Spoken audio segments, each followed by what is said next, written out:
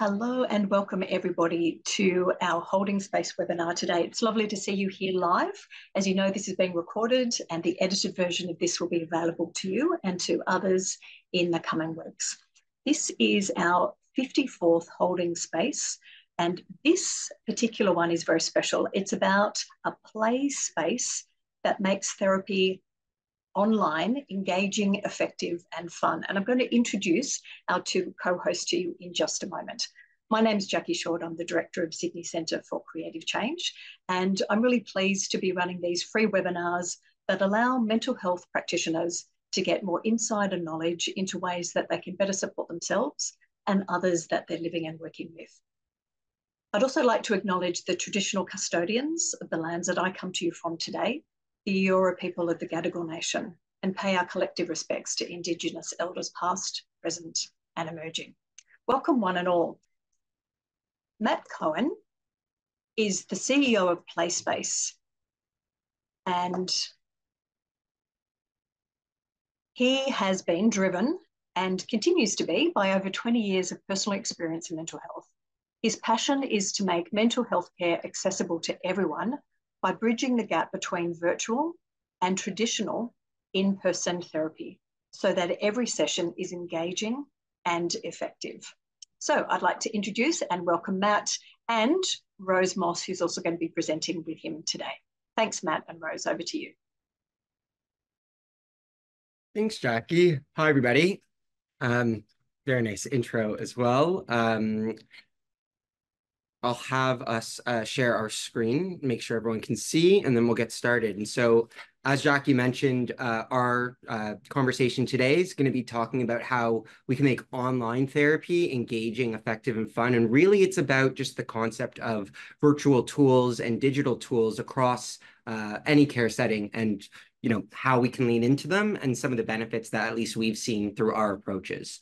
In terms of my background and experience, Jacki's alluded to some of it. I definitely have 20 years of lived experience. That's the reason why PlaySpace exists. I was speaking to my therapist in the pandemic, and we have a 20-year relationship. And she said, Matt, now we do Zoom and you sit on your couch and it's totally fine. But you forget you came in all these years ago, you crossed your arms and you wouldn't talk to me. And it was board games and art and things like that that allowed us to develop rapport. And I say that because I have a number of now diagnosed serious mental health conditions like bipolar 2 and borderline personality disorder and ADHD. So for someone like me, mental health is managed, not cured.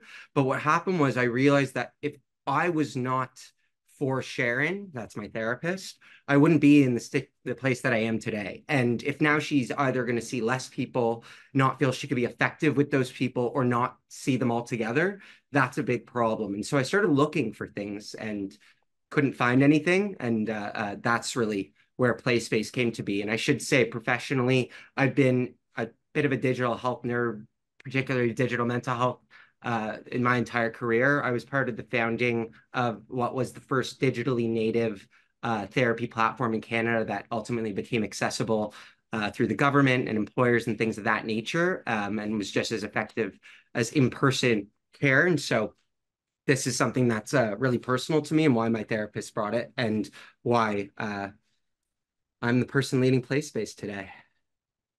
I'm happily joined with Rose, who I'll let introduce herself as well now.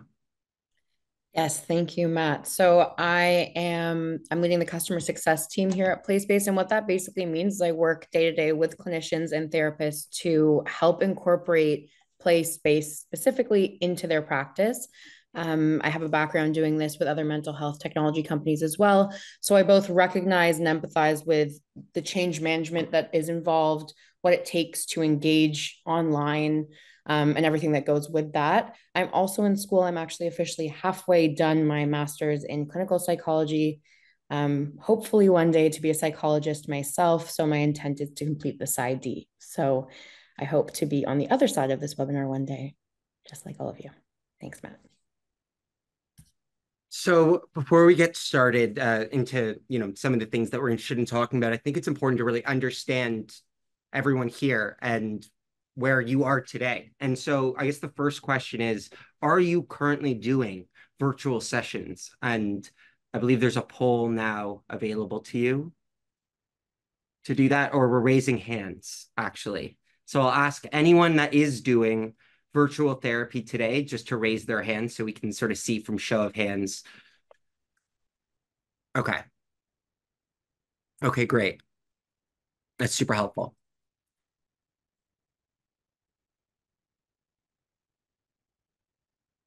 And the next poll is, and this is just, again, show of hands, if you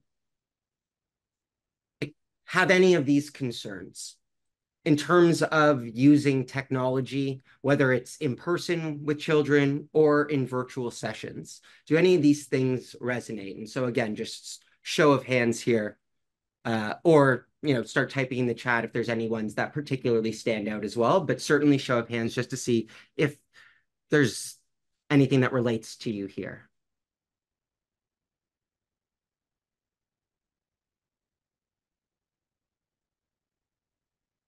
So I'd ask those that if you did not raise your hand, are there other concerns maybe that we've missed that you can put in the chat? And this way we can bring it up later in the breakout rooms and in our discussion.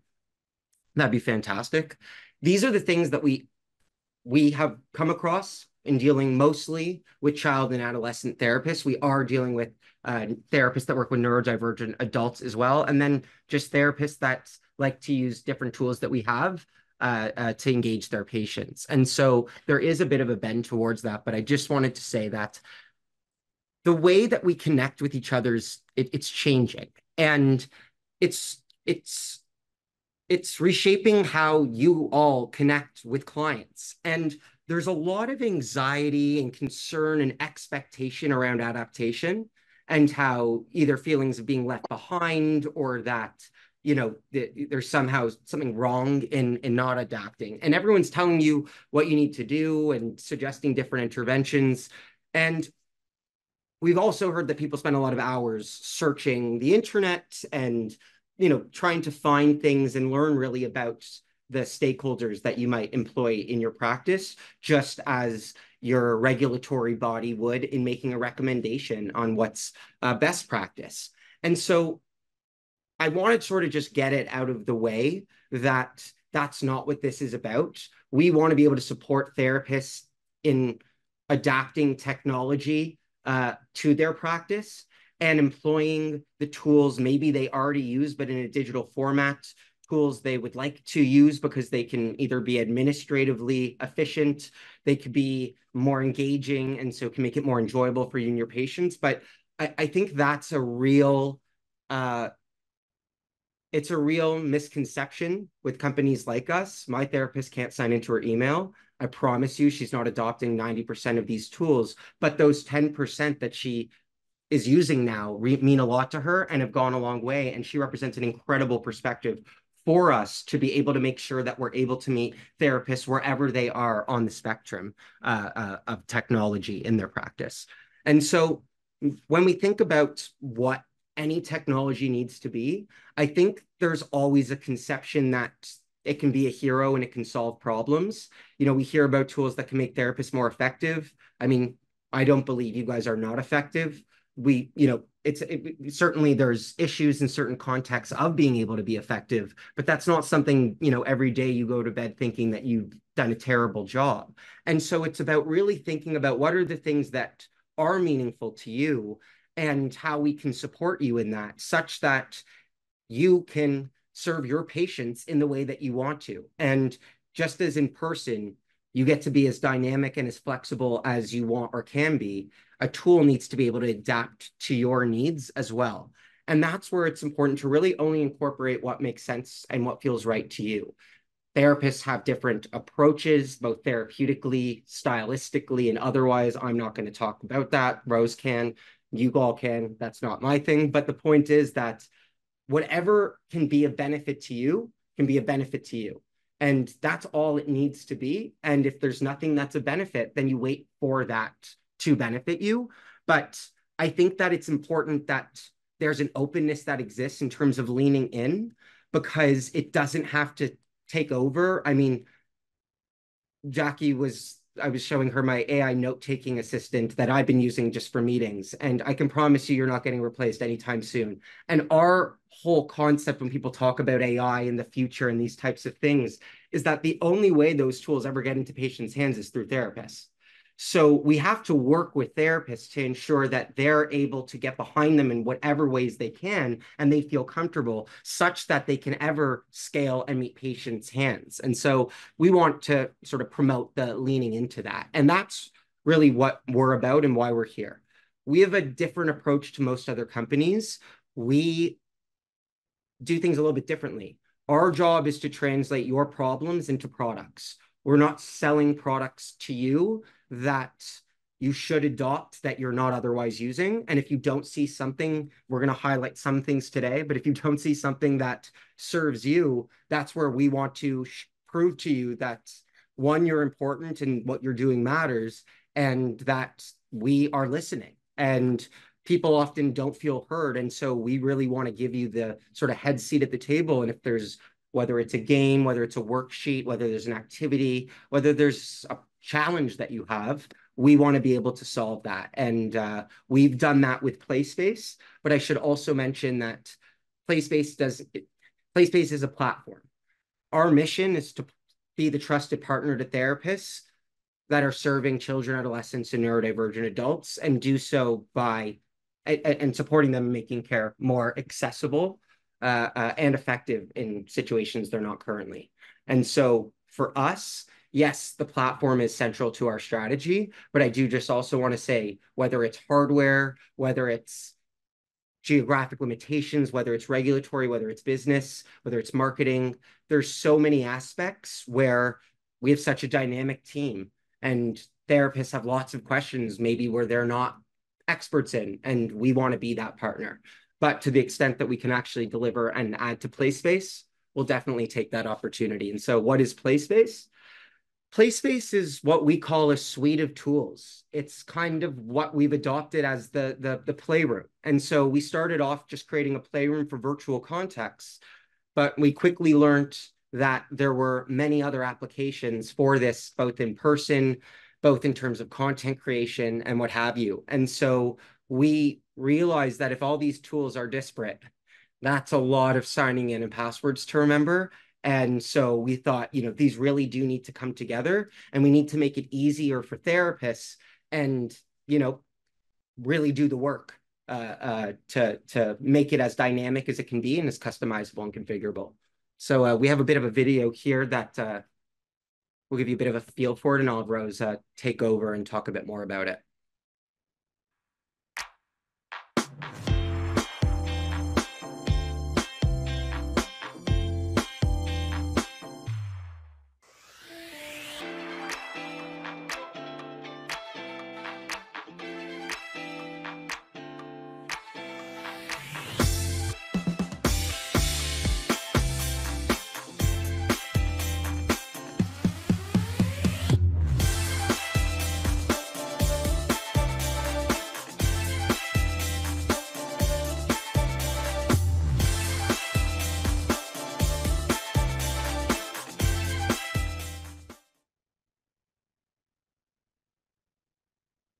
Lot to unpack there. Rose? Okay, I'll do my best. Thank you, Matt. So, Matt is right. There's a lot to unpack there. Before we head into the next section, I think all of this is to say that we really, really do value and want to incorporate your voice and your feedback into the product. And there's a reason why that's relevant. And obviously you should inform the products you use, but it's more than that. We want to make sure that we're not just considering product changes so that they're usable, but so that the end impact, the user that, the child you're working with, the neurodivergent adult, whoever it is that you're working with, gets the best you. And that's really why we're here and why we're having this conversation. So now we're going to get into some, I guess we'll call them use cases, where my hope is to ask some questions and get some engagement from the group. I'd love to hear from you here. So don't be shy to raise your hand. Just, we can do popcorn style. You can jump out or write in the chat. But the goal is to get a better understanding of how you practice so that I can talk to it through the lens of PlaySpace a little bit. So the first question we have is for those of you who do play therapy, what games do you play or use, or what tools do you use during your virtual or in-person sessions? To be clear, it can be either. And when I say tools or games, I mean like tic-tac-toe, a sandbox, really anything you do. If it's a whiteboard. I've got Spot It is a fun game to start with young people, and just playing Snap with a card set with different emotions on it, and then talking about when you felt them different times. Koala feeling cards to check in as like always the start of the session, so they know what to expect. They're just a couple of things. Wonderful. So Spot It, do you mind defining that? I think there's the Canadian Australian barrier there a little bit. I was going to ask the same thing about the koala. Yeah.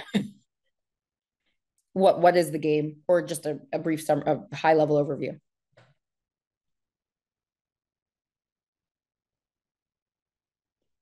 We can look it up if not. Choosing cards. Danielle's muted. Danielle's muted. Sorry. So the card just has a bunch of different images on it, and you have to match it to the deck. So you put a card down and you say scissors or whatever you can see, and who has the biggest pile at the end wins. Kids love that one. And the koala cards check in just a set of different feelings cards that are open to interpretation. So, here's some. Wonderful. Yeah. Can I just ask, what's Bugs Alive? Oh, I see someone as Bugs Alive, and I'm just curious. Also, maybe is it? It's a cheap game from Kmart. Sorry, it's a game for the Australians will know from Kmart, but essentially I think we call it Bugs Life, might not be called that, but you stand up all these bugs, little, I don't know, cylinder-like things, and once you press the button in the middle, they start popping, and you've got to catch them in a net. So it's really good for those kids who like the impulsive movements and, quick thinking and that. But yeah, it's a bit of a different one, a bit of a fun one. Okay. Thank you, everyone. We appreciate the engagement and you sharing this with us. The reason we ask is because part of the drive and part of the build and why we're doing this and how we do this is understanding that variability that you just demonstrated right now. So every time we ask this question, every conversation we have, one of the core things that we learn is how different everybody's practice is. There are, as I'm sure everyone here knows, there are so many different interventions you can use. With that, there are so many different games you can use. You can, learn together in a game. You have kids teaching you, whatever it is that you do to better define your practice. I guess the key word is just variability, and that there is no one size fits all.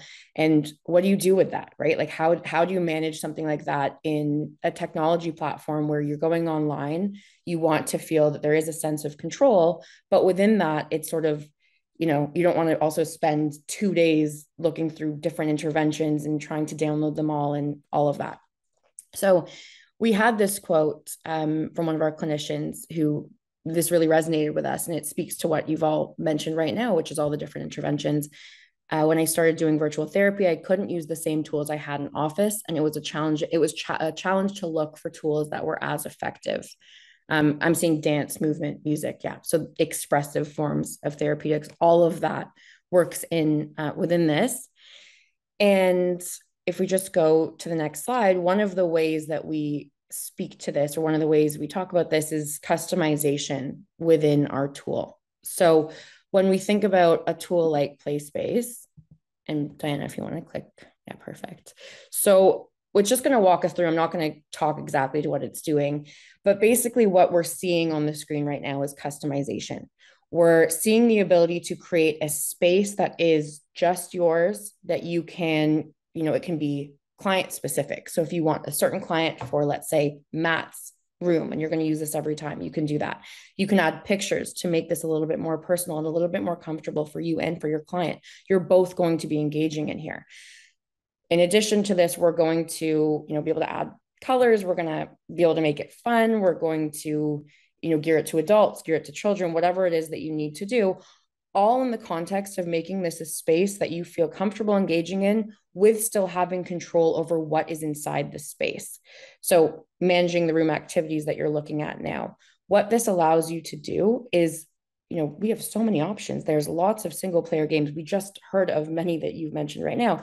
So how do we ensure that the ones that are in the playroom for you to choose from and for your client to choose from are going to be comfortable for you, or going to be along the lines of your goals? We allow for sort of pre-made rooms that you can adjust based on whether maybe you're doing a grief room or you're going to do a personalized room. The multiplayer games, the single player games, all can be adjusted to ensure that whether your client is leading that session or you're leading the session going through those games, you have control over what is being selected. Within this as well, we have what's called an activity shelf. So the activity shelf, which I think we're going to go into shortly. Yeah, so the activity shelf here, I heard a few feelings cards and that kind of stuff. So you're able to upload anything you use on a day-to-day if it's not already there. And everything you're seeing right now, all of this customization, the reason the question I asked was so important is because it's there to make space for and recognize all of that variability. We understand that you need to practice. We want to meet you where you are. We want to make sure you can practice the way you always have within a controlled space so that it is, safe, for lack of a better word.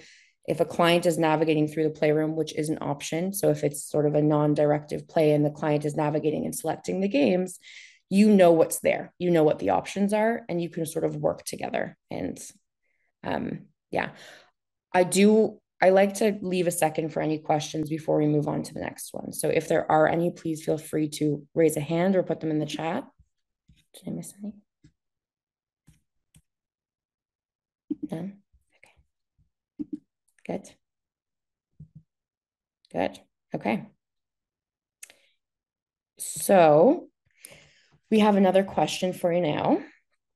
This next question is, what are some challenges you've faced using a virtual platform for your sessions? Now, just a little bit more context to the question. What we're looking to really understand is not just, we know there are a lot of challenges with technology, but I'd love to understand what those challenges were with technology and also what the impact was to your session and to your relationship maybe with the client, if there was any. Privacy. Yeah, that's a big one. I know there's definitely more problems with technology. Using it every day, I know that there must be. I have, because I have a real challenge doing art, not doing arts because my client can have some art materials and do the art, but seeing what they're doing, because obviously the screen is on them, but I can't see what they're actually doing, or they can't see what I'm doing. That's hard. Absolutely. I'm seeing lack of attention. Parents being distracted. Have any of you had to do a session while a child was holding a phone, moving around the whole time? Yep. Because we've heard that can be a disaster virtually. Yeah, engagement, just engagement. Keeping the kids engaged. Okay. Well, feel free to keep adding in. We'll keep speaking to these as we go, but I think part of the discussion around these challenges is both what we've put in some solutions, but it's a discussion of the impact of these challenges and why that can be scary, for lack of a better term, for clinicians to move to a virtual practice or even to have a hybrid practice. So we're going to work off of another quote that we got from one of our clinicians. And this quote speaks to therapeutic alliance. Lack of connection with the clients. I just saw that in the chat. And I think that's sort of exactly what we're trying to hone in on here, which is we all know the impact and importance of therapeutic alliance with our clients. It is pivotal to the practice and pivotal for successful clinical work. So when there's a situation like a client is sharing something vulnerable and the sound gets muffled or cuts out, having to ask the client to repeat themselves. the impact that can have. And, you know, hopefully it's not going to cause like a real rupture or anything like that, but it can be very disarming for the client, very challenging, especially if we're working, you know, with kiddos who are, or maybe not as eager to talk or a little bit more shy to talk about things. This can be very impactful. I was saying to Diana actually earlier, one of my colleagues, this happened to me a few years back with my therapist, talking to them and having to repeat myself. And it's very challenging. And that's something that is really, really important for us as a product or as a technology company to understand. It's not about enhancements and making things better or look better all the time. Sometimes we really need to understand what is the downstream impact of the issue that you're facing. We hear all of the things you've mentioned, you know, engagement, lack of engagement. What does that mean for you? Does that mean that you are reaching less clients? Does it mean that there's increased dropout because clients are less engaged? That sort of like next layer, if you will, of the onion that we peel back is really what gets us to make impactful change. So this was one of those examples. And if we go to the next slide, we have one of our solutions for it was video providers. So you're in a session here right now, and you'll see the internet goes down or is unstable. When this happens live in session, you can actually switch to an alternate provider. It will not drop the call, will not drop the session, and it won't remove anything from the play that you've just been doing. And the reason we're showcasing this is because it's just not something that you think about necessarily. You know, you have a video provider, but really understanding the impact that disruption has on your session is why we've made this change. It is and I want to just jump in for 1 second, Rose. The reason that we are so passionate about this is because we internally, like, our mission is to make it better. And so the things that, you know, hurt that experience are the antithesis of what we're doing here. And so what we were experiencing where, you know, someone's having an issue with Chrome, or just Zoom was not being nice today, and we can't troubleshoot in the session, and then you have to have a backup for your backup, and you're trying to solve in that moment, and we're like, we don't even really have the opportunity because you're supposed to be helping right now. You're helping the patient, like not speaking to us, helping you. And we said, well, we have to give an alternative, and nothing will be perfect. And so this really came out of our mission, where we say, like, you can never hurt a session, and any opportunity that we can provide to ensure something smooth if there is going to be something that happens. That's what it's about. And I think it very much aligns with the context of therapy. I mean, you can't prevent bad things from happening. It's about properly working through them such that they're not as disruptive to your life and that you can continue constructively. And that same principle has to be applied to how we support therapists that are dealing with very sensitive and vulnerable contexts. And we have to, we call it respecting the session. Yeah. Absolutely. Thanks for adding that, Matt. It's so true. It is our number one. If we know we're impacting a session, we will obviously all hands on deck and drop everything to ensure that does not happen. But sort of pulling it even out of PlaySpace a little bit, I'm really trying to emphasize the fact that we need to understand the end impact of everything you do in order to serve you better and to empower you to use technology to your advantage. And that's a big part of what we see with this multiple video provider. It's like, we know that this is going to impact Therapeutic Alliance, or it could, and that is just not something that we would ever want you to go through or experience, at least because of technology. That seems just so unfair. Any comments or questions on that use case?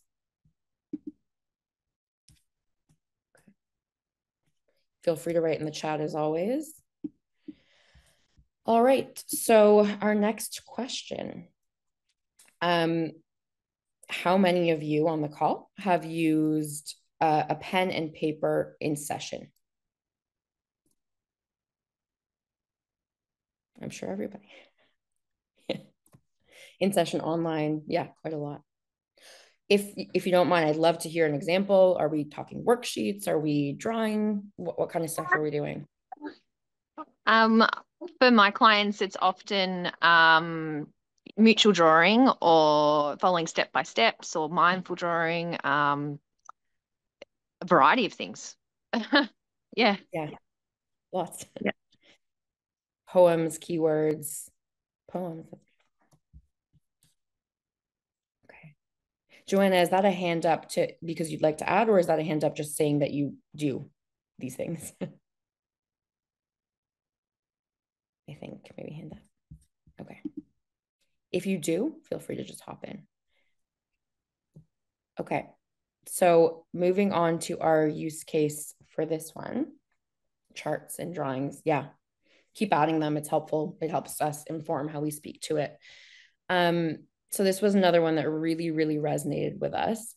I searched the internet for tools that would allow me to engage my client in the same way as in person. I found the existing online tools always compromised something, whether it was safely and effectively monitoring my client's expressions or seeing the drawings my client was working on, which I think one of you actually mentioned. I couldn't find a digital tool that let me do it all. So overall, I think what we're hearing here is that there are tools to support online, but those tools are going to leave something out, and those tools aren't sort of really taking into account that second layer of the onion that I mentioned, which is, okay, you want to draw together, you're drawing on paper together, you need to see your client, you need to see the expression they have, you need to see their emotion, the movement of their hands, the aggression maybe in the way that they're drawing.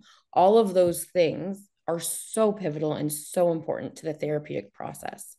So again, this is where we think about how do we incorporate this type of stuff to an online space, and sort of an extension to that is the variability that we mentioned at the beginning. There is so much, there are so many options. You're doing so much with pen and paper. So given that we want this to be an online space for everybody, we have to think about, how can you transfer the interventions that you use day to day to an online space?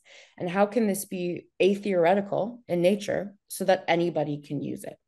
And if we head over to our video, I'll give a little demo of what that looks like. But yeah, so this is going, like I said, to speak a little bit more to the intervention transferability, which means that you can take what you do day to day in person and you can do it in this virtual space. And we're doing everything we can to enable that. So whether that's, a lot of folks mentioned drawing together, writing together. So this is, we call it paint together, but it's essentially a whiteboard. And within this whiteboard, you can allow your client to draw. You are both, if you look at the left of the screen, you see the M and the DG. That's indicative of a video session. So that means that the client can see you and you can see the client as you draw together. You can be the one as a therapist drawing. The client, like I said, can be the one drawing. But regardless, this is something that you're working on together. And it allows for that expressive play. This is true outside of this space as well. So not just within the whiteboard or the paint together, but within the actual playroom, you can give control to the client themselves and you can have them direct you throughout the playroom. I think I mentioned that earlier. Again, reason that's important is because this is atheoretical. We want you to take control of this space and use it to transfer all of your interventions and just basically perform as if you were in person. The whiteboard is actually something that you can use in person as well. So if it's just easier to paint on a tablet, if that kind of expressive work is easier for you or your clients, this is something that can be done in person. Perfect. Okay. So all of these examples, in essence, are, they're just use cases. There are many more. There's so much that goes into this, but the idea behind it is that these solutions should not in any way change the way that you practice.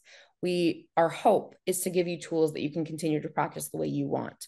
Basically, we aren't looking to just bridge a gap necessarily between using technology and being in person. We're looking to offer enhancement to that. We're looking to ensure that you are constantly empowered to do your work, what you're trained to do, without having to figure out the technology that's allowing you to do it. So yeah, in essence, that's really what this is about. And really, really open to any questions, comments, feedback on this, whether it be now, over email later. We have some ways to engage as well after this session, because I hope I've really tried to get this across, but we value your voice so much. We simply can't do it without that voice. So another, I think it's always nice, or we think it's always nice, to include a positive example of what this looks like and the impact that this work has. So this is one of those examples. Everyone on the call, most of you, if not all of us, are clinicians. And what that means is that you've had similar experiences. Oh, I see something in the chat. Great. I will answer the questions just at the end. I'll finish this one first, but everyone here has had experiences like this. And what this speaks to is both the power of play therapy, but also how that power can be just as impactful virtually and online, if not more so. So I'll read it out, the blurb. One of our clinicians said, I have a virtual client I've been seeing for some time who has a genetic disorder who he refuses to discuss. He reads Fourth Wing, which is a novel that's very popular here. I'm not sure if it's also popular there, but it's a fantasy novel. And it's about a dragon rider and dragons. And the main character also has a genetic disorder. When I started using PlaySpace Sandtray during sessions, he'd play with the dragon, and then slowly he began to talk about that disorder. And that's something he was not doing before, of course. So the parents reached out to the therapist, and they were very excited by the fact that he was openly talking about this disorder at dinner in a casual environment. And this had made such a big difference in their lives. And this is something that you're all, in this wonderful profession, you're used to sort of making these amazing impacts. And what we're trying to showcase here is that through the expressive play in the sandbox, with a dragon that maybe moves, or with, creating a fantasy world that's actually a little bit more interactive, sometimes we see even an enhancement to something that we're already using. It's never meant to replace. It's never meant to say be better or be worse. It's just more optionality. It's giving you more space to be creative, more space for your clients to be creative and express themselves. So, yeah, I hope that you all enjoyed that story. And I just want to answer a couple of these questions quickly. So how does onboarding for a client look like? How much control do they have? So at PlaySpace, you don't necessarily have to even invite a client to have their own account. You have full control over the experience.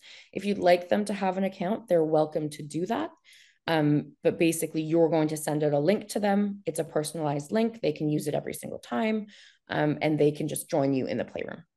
So I hope that answers the question. But in terms of control, that's completely up to you. If you invite them to have an account, they still have limited control. They still have to be invited into the playroom by you. Once invited, you're able to pass controls over to your client, and they're able to navigate. But at any time, you can take that control back if you need to. And group therapy with more than one client, what does that look like? So we do have the ability to have multiple clients in one space. So with a provider and multiple clients, it would work relatively similarly. But if there's a specific use case, we can always talk more about that. But yes, we do have group as an option. Okay. All right. Yes, I see another question. Joanna. Yeah, I'm referring to something that you were talking about way back. With drawing, just being able to use the computer to the email. So if my client can draw something and send it to me, then I've got that to discuss with my client. The other thing that I do, because I don't use a lot of technology, but I just like to flag this, which is so successful with clients who want to write poetry. They say, I can't write poetry. I've never written poetry.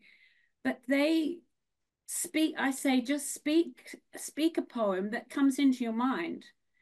So then I type it while they're speaking it, and I send it to them. So then they've got it. And then we can use different voices for them to say the poem, or different moods, like say it angrily, or say it really happily. So I thought I'd just share that. Thank you for sharing that. I think that's beautiful. And like what we've been saying is it's about incorporating that into this space, should that be useful to you. That's why we're here. That's what we want to do. But those types of interventions are absolutely beautiful and can be leveraged through PlaySpace.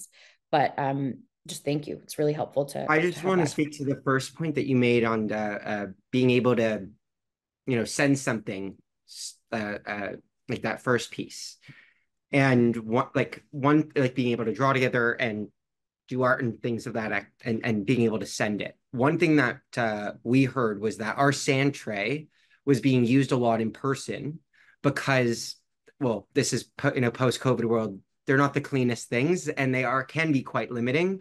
And especially some younger kids, although it was being used in a university counseling center in Tennessee as well with students there, but it was like dynamic and it was responsive and it was fun. And so this is where I think both of those worlds collide in the sense that it's not launched yet. I think it's going to be launched. We finished beta testing with clinicians. Now it's getting into like our production one.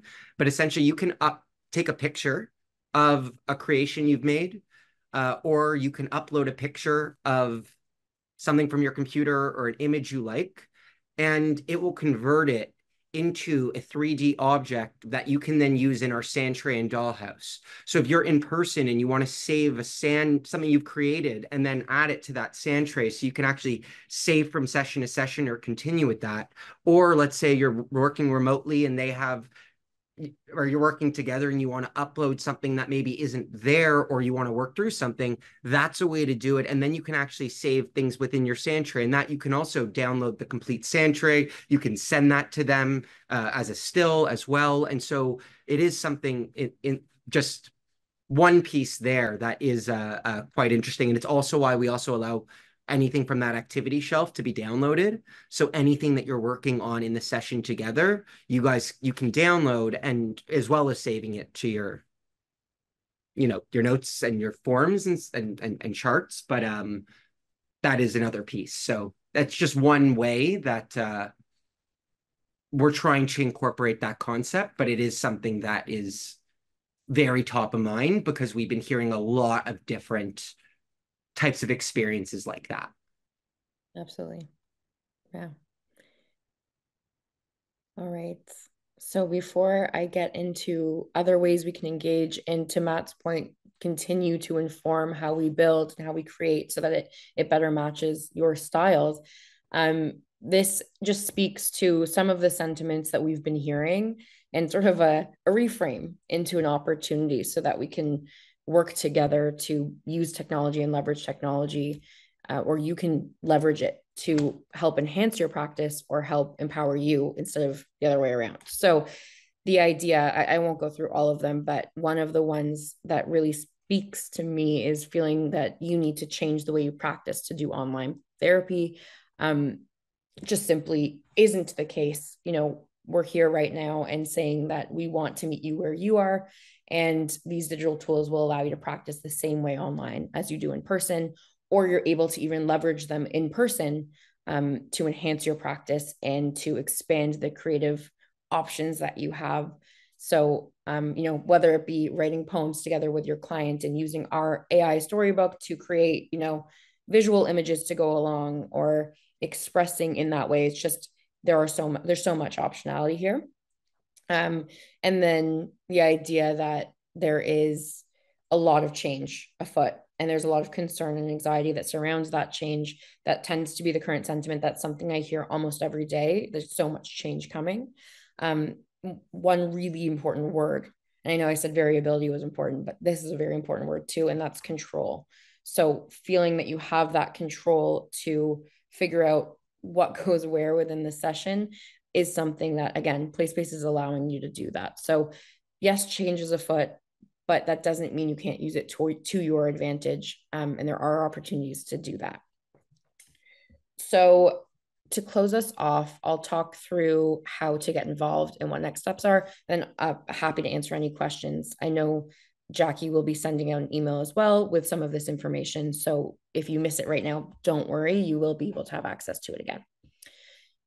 So the first way is, it's called beta space. So it's a special space that we've created. And if you are part of the SCCC community, you are able to join our specific and tailored SCC beta space community, SCCC beta space community. And within that, you'll have 6 weeks of free access, and you'll just be able to try out all of our tools. Our hope is to engage with you, to get some feedback from you, and to learn together so that you feel comfortable either incorporating this into your practice, or that we can learn from you about how to improve these tools so that you would incorporate them into your practice. Once that 6 weeks is up, we do have special pricing to upgrade to full PlaySpace subscription. On that note, and then one thing just to add to that, within the beta space, we also then have what we call our community, but as this closed community as well for that beta space. And so the opportunity to be able to create, share content, share playrooms, share forms, share tools, share resources with only this, like that closed environment, is also a great opportunity. And so that's an opportunity both for us to learn, but also really to allow you guys to have a conversation and try each other's, creations, and explore what each other are doing, to learn from one another, because it's not how, I'm not a clinician, so I'm not using it every day. And it's important that those that are using it are sharing, how it could be improved and how it is productive. Yeah. And I just, on that note, because we're mentioning there are so many different features, and I want to put everyone's mind at ease. If you are interested and you're looking to sign up for PlaySpace, we have tons of material. I'm also available for training and for more specific step-by-step setup instructions. So don't feel that there's, you have to sign in and know everything on your own from this presentation. That wouldn't be the case. But yeah, so PlaySpace for SCCC members, there is just a discount, a significant discount for the first year. Again, with training, with more access to me and my team to ensure that you are set up and comfortable. And we do have on-demand support right in the app there. And the next people are not practicing, don't have large practices, or, there's a financial issue, there's some issue or a hardware issue or something, like, just to be very clear, like, we're here to work together. Like, we know that there's ups and downs in this and people go through things. We have to charge something, otherwise it won't work as a business and we can't continue to invest. And that's really what it's about. And so we say it's a bit more than Zoom, because it's a bit more than Zoom. And it actually has Zoom in it as one of the alternative video solutions in the platform. But if there are any accommodations that need to be made, we're always happy to do that as well. Perfect. And we have this offer as well for folks. If you heard my call to hear your voice today and you are interested in participating in something like that in the future, we call this a super user. So you will get an Amazon gift card if you sign up, which is awesome as well. But what this means is that you will be able to have your voice heard and incorporated into the direction of the products and even the aesthetics of the products going forward. These will come in the form of exclusive surveys that might just ask you a few questions here and there, and focus group sessions, should you be interested to join them, where we'll ask more directed questions and have more of a discussion about what types of products you're using, how they're working for you, all of that fun kind of stuff. So you'll have an opportunity also showcasing our products and things and development to get feedback and sort of make sure that everything that we're doing in our even internal clinical group is being validated by those that are asking for it. Definitely, yeah. Absolutely. And finally, if you're not ready for any of this yet, that's also okay. We even have an option for you. So we have a newsletter. Our newsletter is going to speak to place-based specific news if you want to stay in the loop, but it also incorporates latest news generally in technology, therapeutic technology, and best practices, as well as an invite to upcoming webinars and fun events. I'm hosting office hours, that kind of fun stuff. So if you are not ready for any of the sign up stuff or the more involved stuff, feel free to sign up for our newsletter so that you can reach us in the future should you need to. And one thing just to note on that too, in the next newsletter, we're actually going to have a link. There's a study being done at the University of Toronto on engagement. And it's actually like there's a number of PhDs, and this is sort of their final thesis. And so to the extent that anyone would be interested in contributing to that research, that's incredible study that they're doing. And so things like that we're also contributing to and spreading the word. So we'll have that in the next one if anyone's interested. Yeah. Feel free to scan the QR code. You can access any of those offers there, but Jacki, like I said, will be sending it out as well.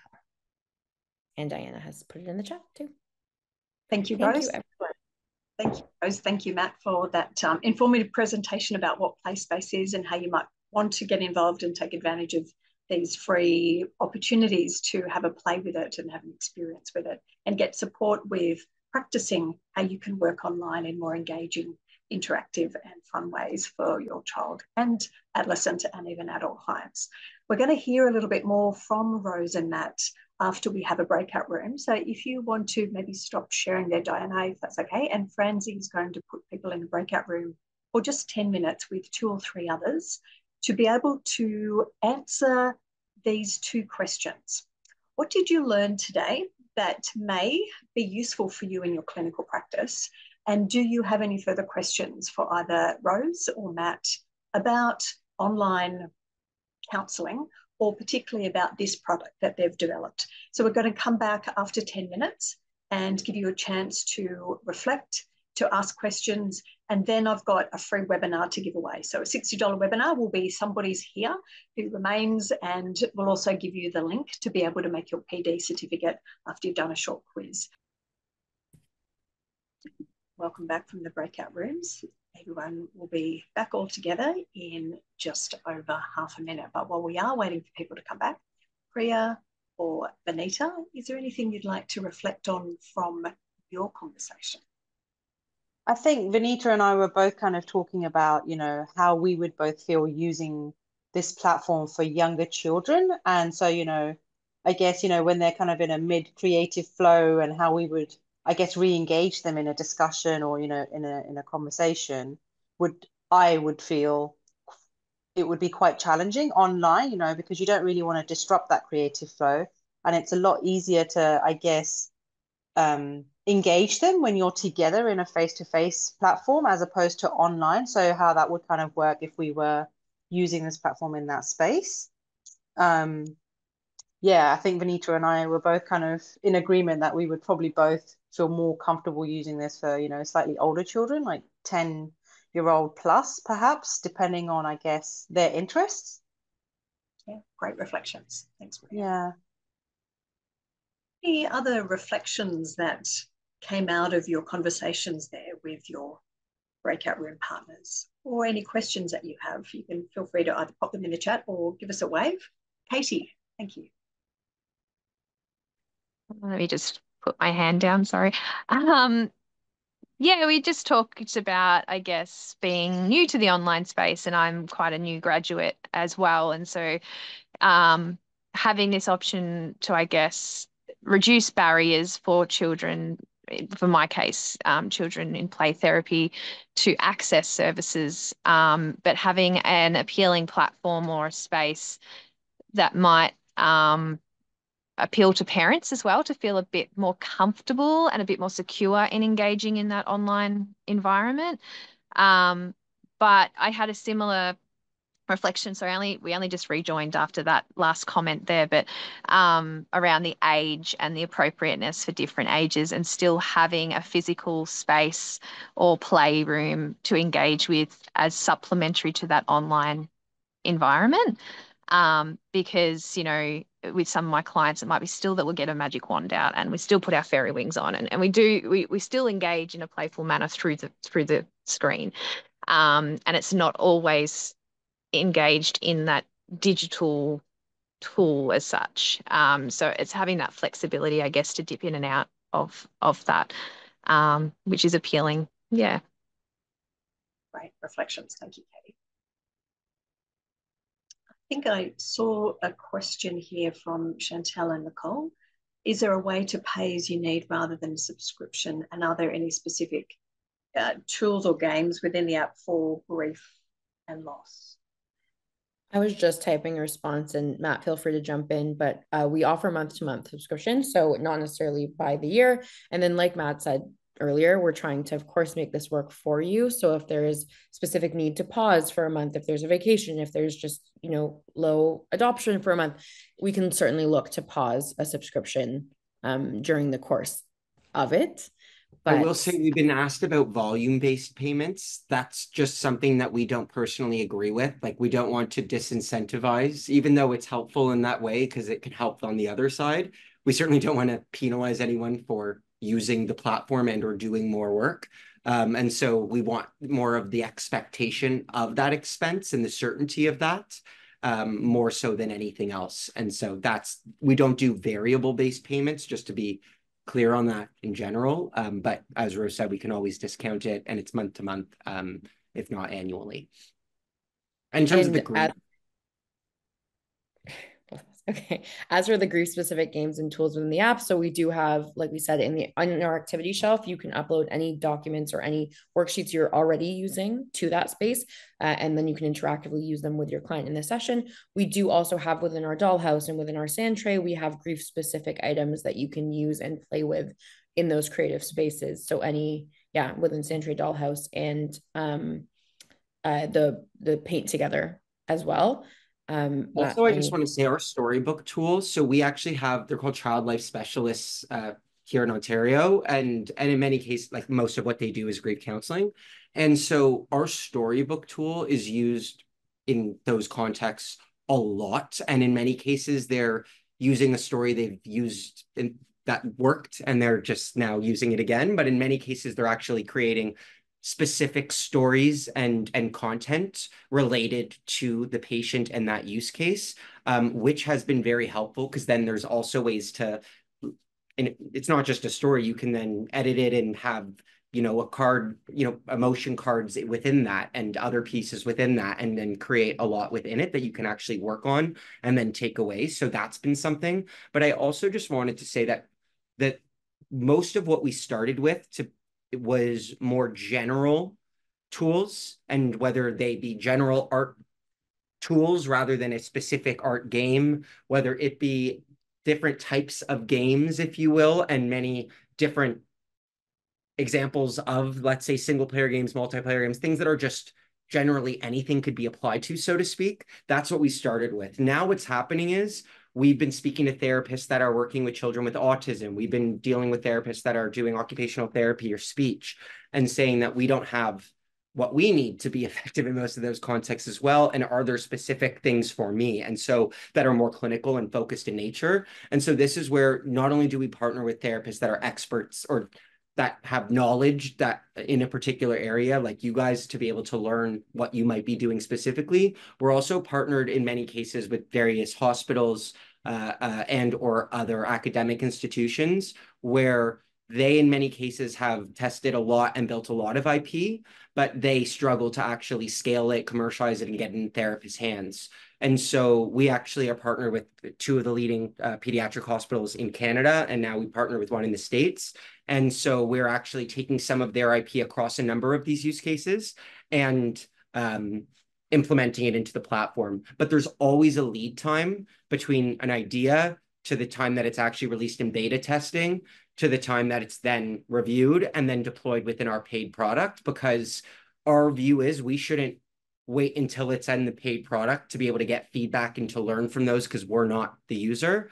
We want to be able to make it available. And that's really beta spaces where we have all of our secure pieces, but then on an individual level, we can add, let's say, components for you or your games for you that haven't been deployed to the broader product, to be able to get feedback. So that sounds like an amazing opportunity in that beta space, which is the testing space and is the play space within the product, to try new things and to try the uploaded things that you've just mentioned there, and all these new suite of activities and ideas coming aboard. I know there'll be lots of other questions for you. We've only got 3 minutes left. So I just wanted to share a few final slides, do a giveaway, and also in just a moment, Franz is going to make available in the chat, not just yet, but soon, the link for the quiz. So if I can just share some final reflection slides about what we've done today, I want to get you to join with me very soon in thanking Matt and Rose and Diana for being here today and doing this presentation for us, and to sharing their special offer that will be made available for you. great chance to check in. One of the things that we have available at the moment, and it's only available until next Monday, is our membership program. It's open twice a year. It's a 12-month program that gives you access to lots of benefits, including discounts on all our training, a monthly free webinar in addition to these free webinars that we do, which is just for the members to connect and to get support and ideas about more expressive and creative and play-based therapies in their work. There's also access to supervision, a book club, and a whole lot of other benefits. And Matt, just wanted to say a special. Yeah, I just want to say that we're doing one of the monthly webinars for members, and we've understood what the value proposition is of the membership, and so just to sort of tease, we're actually giving away hardware we are giving away tablets to all participants at their monthly webinar. That it's obviously a member-only piece, and so there's many other obviously value-adding opportunities throughout the year, but we're one of the closer ones to starting that membership. If you thanks, Matt. So the October webinar that we have for the members, Matt's coming back and doing a more in-depth version of this free one, and also giving free tablets to the first 20 of our members who sign up for that. So we'll give you more information about that in an email coming out in less than an hour. Kim Billington is running this is new for this year, a webinar in a couple of weeks on birth order, understanding belonging, connection, rivalry, and resentment in families, none of which I'm sure are in any of your families, but some of your clients may be experiencing spaces like this in their sibling groups. We've also got just 4 spaces left in our Ought Play training that Dr. Grant's going to be running for us in a couple of weeks. That's going to be a great one. And the applications are open for our graduate certificate in play and art therapy. And I know some of you here are already doing that or have done it. So I look forward to welcoming some new people in that group as well. Our next free holding space webinar is going to be the 9th of December. That'll be our last one for the year, and you can register for that now. That's going to be on play therapy with gender expansive children. So for children who don't identify in a male or female way necessarily. If you're working with any of those children, this would be a highly recommended one to come along to. That'll also be recorded. And now it's time for a giveaway. You can win this free training that we've got coming up. It's a $60 webinar called Strong from the Inside Out. It's movement-based therapy to support young women. And Kathy Williams, who's a dance movement therapist, is going to be running that interactive workshop for us. So if you'd like to be in the running to attend that, what you need to do is to, as quickly as you can, find the chat function and write, if you're prepared to share how you best like to play, either virtually or in reality, how you best like to play, if you're happy to share that with this whole group and the recording afterwards, write yes into the chat. And the first person who writes yes will win this webinar. All these volunteers, wonderful. Elisa, I think you were the first one. Well done. Do you want to unmute and share how you best like to play? Thank you. So you mean in you as a therapy or personally? No, just you. Yep. I guess playing with my cat is the thing that make me more calm and relax and take a bit of pressure off if I'm feeling a bit stressed. Yeah. Running with her around the house and yeah, cuddle her. Yeah. Lovely. I hope you have lots of time to play with your cat today. That's wonderful.